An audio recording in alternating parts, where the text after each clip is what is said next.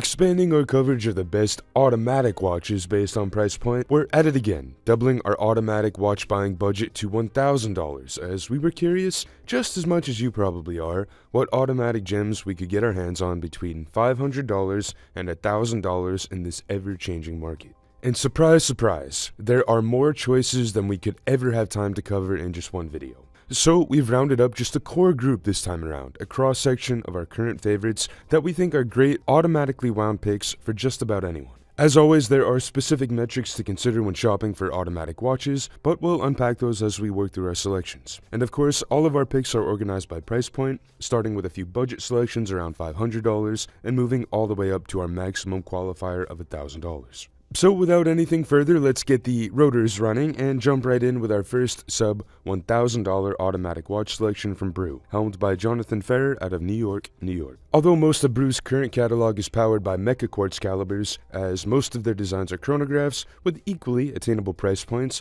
there have been a few automatic models offered by the new, already highly acclaimed watchmaking venture led by industrial designer Jonathan Ferrer.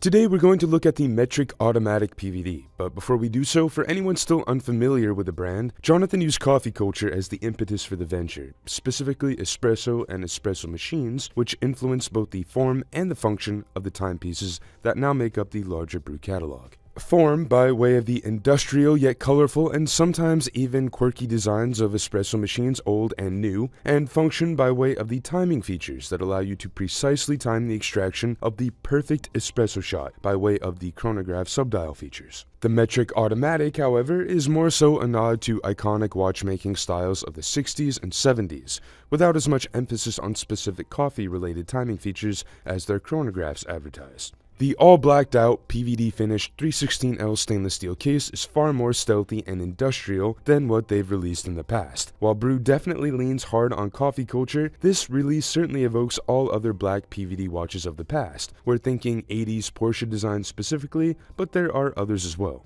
The shape certainly takes inspiration from TV dials of the past from Omega, certainly older Seikos. There's even a Movado and Zenith El Primero from the early 70s that comes to mind as well.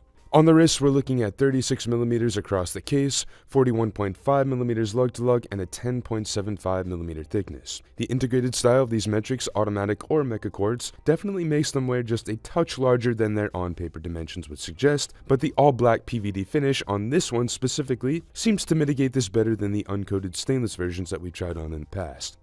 Under a flat sapphire, you can definitely feel Ferrer's industrial design background. The design language is fresh, certainly retro-inspired, but feels wholly original, and we love the pop of color with the bright red-orange lollipop seconds. That adds a touch of playfulness to the otherwise very serious approach.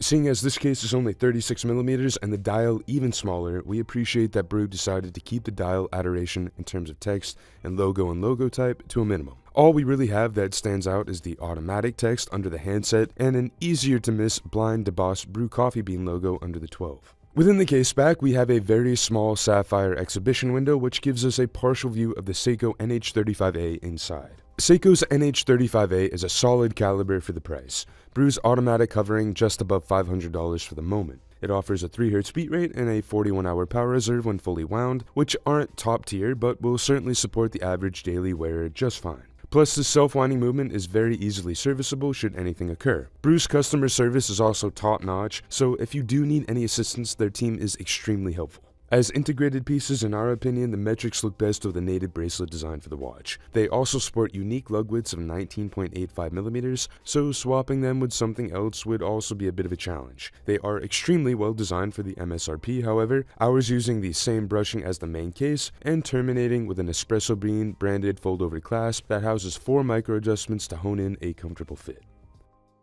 We're staying in New York, New York for our next pick, and we're also going to stay around the $500 mark for our second automatic watch selection with Laurier's Hydra Series 3 Diver. It's the third iteration of the microbrand's core collection model. Laurier is older than Brew, but not by much, only releasing their first design circa 2017. Like the 9-headed beast in the expansive pantheon of Greek mythology bred by Hera to kill the great Hercules, Laurier wanted this diver to check as many boxes as possible, a multifaceted beast as they call it. So So yes, not only is it an extremely capable diver with 200 meters of dependable water resistance, a 41mm case constructed from 316L marine grade stainless steel, a 120 click timing bezel, and heaps of bright BGW9 Superluminova and C1 Superluminova, it also offers the vintage elegance of a refined everyday wear piece, and even more practically, a four-handed Miyota movement, classifying it as a GMT just as much as it is a diver. Touching on the loom for just a second, you most often have just one type of loom applied to or inlaid within specific elements of the dial. Laurier actually uses both BGW9 and C1 strategically to visually delineate between two separate time zones. The bezel insert, inner dial markers, and the handset use a brilliant blue BGW9, while the outer 24-hour track, as well as the inlay within the fourth hand, uses C1, which lights up as green in the dark with similar intensity. Under a 2.4mm domed tessellite, the handset is also itself a mix of styles, something that certainly evokes watches of old more so than recent creations. We get arrow, we get Dauphine, and a unique diamond shape for the red-colored fourth hand. Laurier uses Japanese-made Miyota calibers for just about every current core collection reference. What we have built into the Series 3 Hydra is a 90-75 automatic, which offers that fourth hand most notably, but also an impressive 4Hz beat rate and a useful 42-hour power reserve when fully wound. And the handsome 3-link bracelet with screw pins holding the links to each other is tangibly well executed for the price, as is the feeling of the push-button clasp that builds in 3 micro-adjustments to hone a perfect fit. Even as a highly affordable watchmaker, Japanese-based Seiko has championed the development of their own automatic movements, just as much as they've employed lower-cost quartz counterparts. While we're not looking at a chronograph today, Seiko is a heavyweight in terms of automatic horological advancements there. Think specifically about the very first automatic chronograph movement, the 6139, developed back in the late 60s, beating Swiss heavyweights like Hamilton, Breitling, and Zenith, even with far fewer resources at their disposal to do so. Our next pick, the Seiko Prospex Land SPB210, beats by way of the automatically wound Seiko 6R35, part of the larger 6R family, introduced circa 2006, yet another solid in-house automatic Seiko caliber, but more on this in just a moment. Seiko's Alpinist series are stunning automatic watches for the price. Automatic movements aside, they're loaded with charm. The Alpinist model actually dates back about 7 decades now, first created for, as you may be able to ascertain, climbers. This model, the SPB210, is one of only the latest modern updates. The rich greens of the dial and golds of the case are extremely visceral. You can smell the pine, you can see the sun's golden shimmer off the snow-capped peaks. And similar to their more premium cousin Grand Seiko, Seiko's Alpinist does an excellent job of capturing the feel of this slice of the natural world. Alright, 39.5mm across the case, 46.4mm lug-to-lug, and a 13.2mm thickness on the wrist, a percentage of which is by way of a rounded case back, as this Alpinist uses a completely flat sapphire above the dial. Despite this Alpinist being branded as a Land Edition, just like its non-gold finished raw stainless sibling, the case comes equipped with a screw-down crown and 200 meters of water resistance. You know, just in case. Just south of the adjustment crown is another crown at the fore to adjust the internal bezel, which is a highly utilitarian addition for exploration, a compass.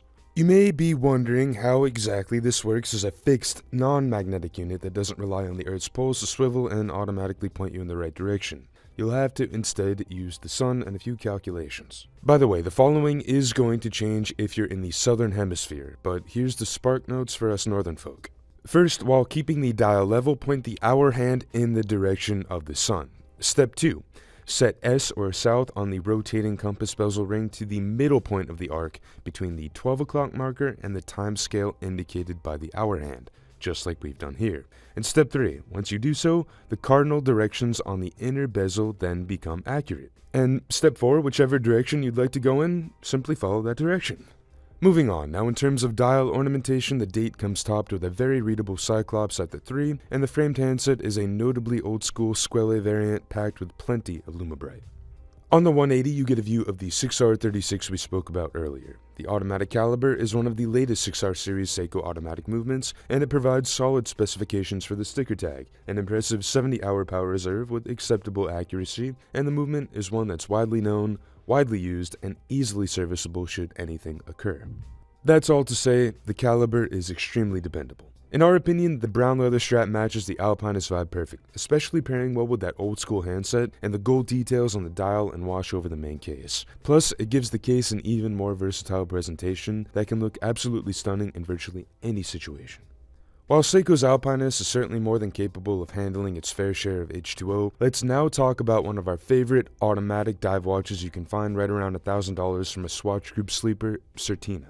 Certina was founded in 1888. But it was much later in 1959 when the DS tech was brought to market. DS standing for Double Security, in which Certina engineered a floating movement system aimed at combating shock. Fast forward again, and Certina becomes a member of the SMH Group, later named the Swatch Group in the late 90s, which allows this diver to employ one of the Swatch Group's most value-packed calibers under $1,000, the Powermatic 80. As always, more on that in just a moment. The Certina DS PH200M is our pick for one of the most capable and most stylish automatic dive watches right around $1,000. For what it offers, the price point is compelling, and technical specifications aside, the diver carries over a remarkable amount of mid-century styling cues, from the wide, flat aluminum timing bezel to the domed crystal to the sector dial, and add on top of that the inclusion of a mesh bracelet as well. A unique 42.8mm diameter, a significant lug-to-lug of 51mm, and a thickness of 12.9mm. Heritage styling cues aside, the actual on-wrist presence is significant, even for our wearer here with a wrist dimension just shy of 8 inches. But we notice that it does a nice job of hugging the wrist. That 12mm thickness seems to mitigate some of the width and some of the height. Under the NEX scratch guard treated dome tessellite, the sector dial motif certainly elicits divers from yesteryear, drawing quite a few similarities to the 60s Omega Seamaster 300 for example. The thin but abundant markers, the sword-shaped handset generously filled with lume, the simple frame date at the 3. The DS PH200M is powered by an ETA-produced Powermatic 80. You most likely associate with Tissot, who use the movement in their PRX line of watches, among others. It's an extremely solid automatic caliber for the price, offering, as the name suggests, an 80-hour power reserve when fully wound and a 3 Hz beat rate as a movement based on the ETA caliber 2824-2.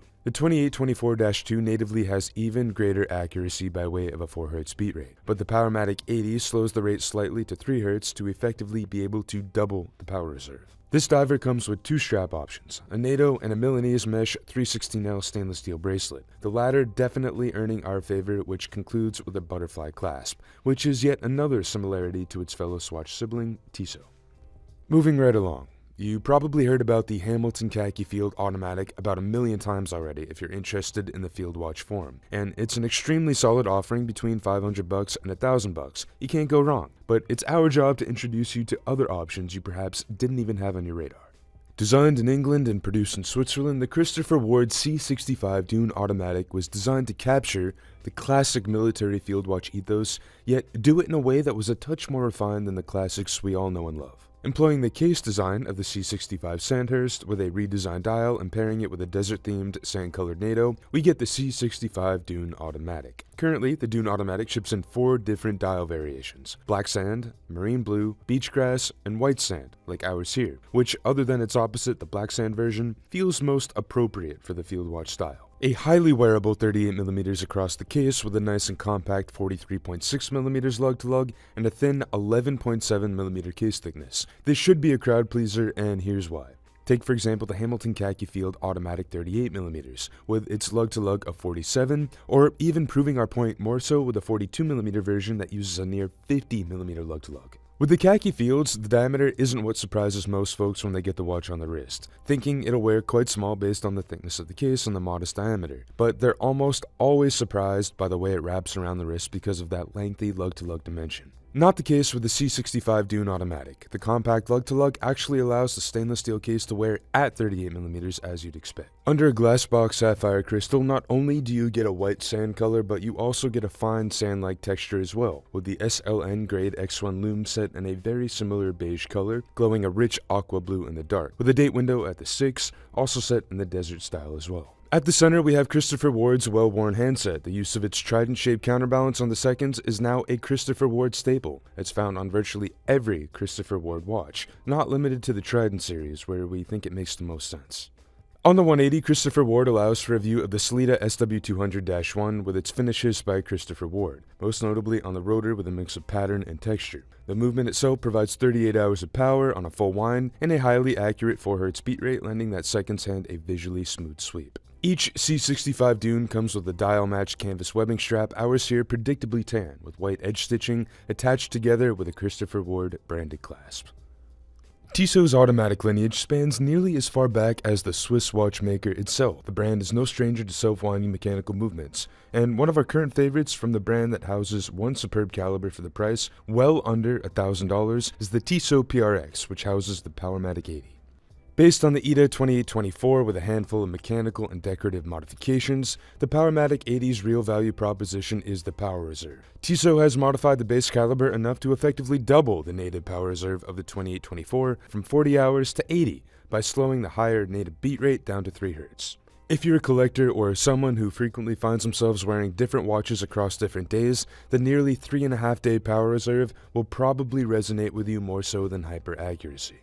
On wrist, this PRX's integrated design measures up at 40mm across the stainless steel case, a compact 39.5mm lug-to-lug, no surprises there, and a 10.9mm thickness. Now, these are modest proportions on paper, but the 40mm PRX does wear significantly larger than it would have you believe. See, the lug-to-lug, while by definition is sub 40mm, which on any other watch would help it wear significantly smaller, the integrated bracelet effectively expands that vertical length, sprawling it over the wrist. Plus, the case really has no curve. It lays very flat on the wrist. So if you don't have a wide wrist, not necessarily a large wrist, but a wide wrist, you may find that it wears quite large. Luckily, you have a bunch of options. Our recommendation would be then to look toward the 35mm PRX, of which there are a few dial versions which house the Powermatic 80, in addition to a few cheaper quartz models as well. Under a flat sapphire, the dial is a 70s waffle texture gem that provides just the right amount of interest to keep an everyday wear piece interesting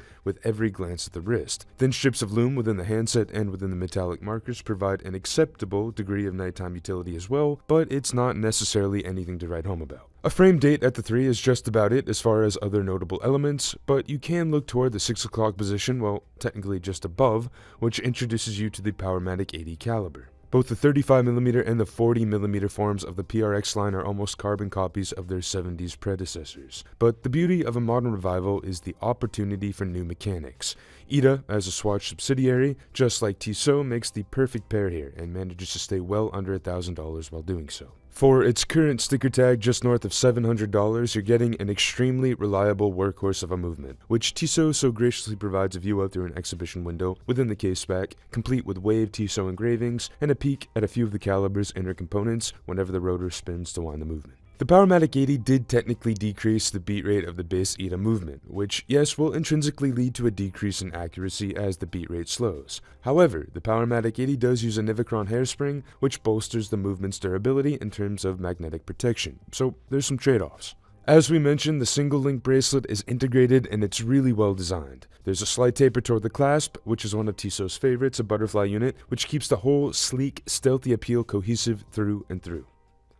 There are largely 2 to 3 dominant players in the Swiss third-party caliber arena: ETA, SIII, and the third, Soprod. The Baltic Aquascaphe GMT uses their automatic C125 GMT caliber, essentially leveling up the three-handed Aquascaphe Baltic's retro-inspired take on a mid-century dive watch, this time with a slightly left-of-center take on the iconic Pepsi bezel of the infamous Rolex Master GMT. The left-of-center part is the fact that this bezel insert is half orange, half blue, not the traditional Pan-American half red, half blue.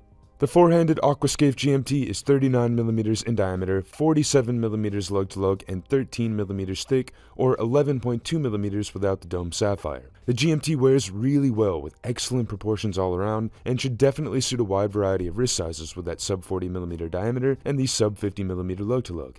The design of the 316L stainless steel case is just really handsome as well. It keeps drawing our eye back with its brushed surfaces, different directions of which render the whole profile in a sophisticated yet highly toolish nature. Speaking of eye-catching details, we really love the case back, which sports an engraving of the Earth's time zones and the respective major cities that fall into each one. The stainless steel 24-click bezel houses that orange and blue bezel, which in this case is a sapphire insert, so you shouldn't experience any issues with longevity, as opposed to more true to the time period Bakelite units that you'd often find on divers or GMTs in decades past. By the way, if you do stumble upon a vintage watch that still houses a unit in one piece, that is, a Bakelite unit in one piece, count your blessings. The double dome sapphire protects a simple, kind of old school dial with a mix of different markers, both circular and triangular, and only one Arabic numeral at the 12. With plenty of anti-reflective coatings on the crystal, you get a really excellent view even off angle, despite the dome, and upon close inspection, you'll see the black background has been applied with a touch of gloss as well. As the Aquascaphe line is a tool watch line maintaining equal amounts of utility and style, in the dark you're presented with a heavy application of Swiss Superluminova. The numerals of the bezel as well as all the dial elements in the handset, pretty much everything except the date, glows a bright neon green. Alright, now the SIII C125 GMT. While the manufacturer is certainly a solid Swiss alternative to ITA or Sellita, this particular caliber is not the most common movement. It's probably something to do with the movement itself that isn't all that old, and the fact that consistently getting your hands on an ITA movement as a smaller watchmaking operation would be nearly impossible right now. So SIII has offered up a caliber that's of similar caliber, yes pun intended, to what you could theoretically find with ITA, but far more available. Anecdotally, you can also find the C125 in a model from Oak & Oscar, also one from Zodiac that has since been discontinued, and another from Seiko. Anyway, the caliber beats at 4 Hz and maintains a 42-hour power reserve with hacking seconds, again, a tool watch, and yeah, one extra hand than the base 3-handed Aquascaphe's Japanese manufactured Miyota caliber. Now we do have to report that we did experience just the slightest amount of wiggle with the crown when adjusting our time and date. It's a noted issue, more specifically with the movement than the build of the actual watch itself, but in our book it's by no means a deal breaker, just to be extra careful. Baltic currently offers up the Aquascaphe GMT, just like the 3-hander, with the stainless steel beads of rice bracelet and a tropic-inspired rubber strap, both of which are really solid choices for year-round use, and both are tangibly well made for the price.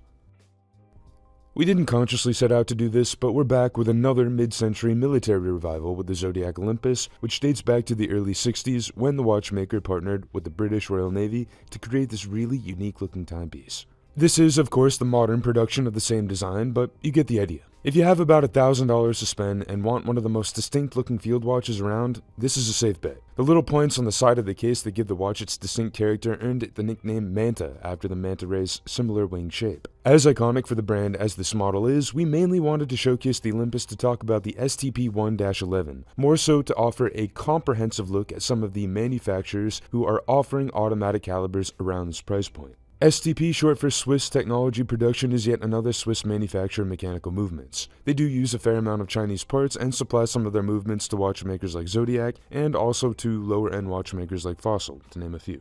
But more on that in just a moment. 40mm across the case, in this case from wing to wing, both of which protrude out just north of center. A very uniquely positioned crown at the 2, kind of tucked within the right wing, a fixed steel bezel and solid Zodiac branded stainless case back, and our pick uses a visually arresting textured green fume dial under the crystal. There are largely 2 styles of the Olympos, both of which use the winged case shape. Ours here is the field style, which uses far more brushing than the other variant, the dress Olympos, that sports more elegant considerations like highly polished surfaces, a thinner handset, and swaps the field style Arabic numerals for thin, rectangular markers instead. The majority of vintage references you'll find for sale on the secondary market are going to be the latter. This rougher, more utilitarian field watch style is a more recent reinterpretation, and in our opinion, it works just as well as a tool watch as it does a dress watch.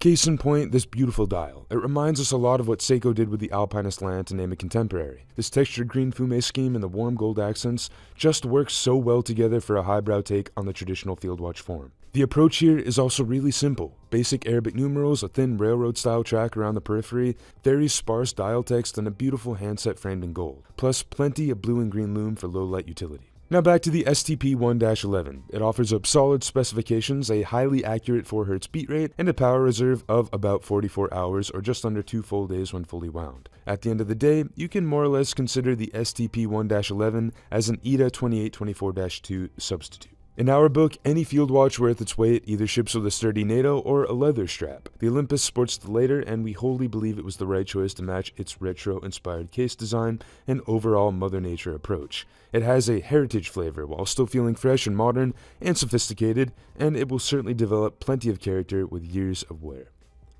And Zodiac will bring us to the conclusion of our guide of what we consider to be a solid roundup of our current favorite automatic watches at or around $1,000. As always, thank you for joining us, and make sure to drop us a line below with your favorite automatic watches, ones that you would consider with a budget at or around $1,000. And don't forget to head over to HICONSUMPTION.com for even more great watch coverage.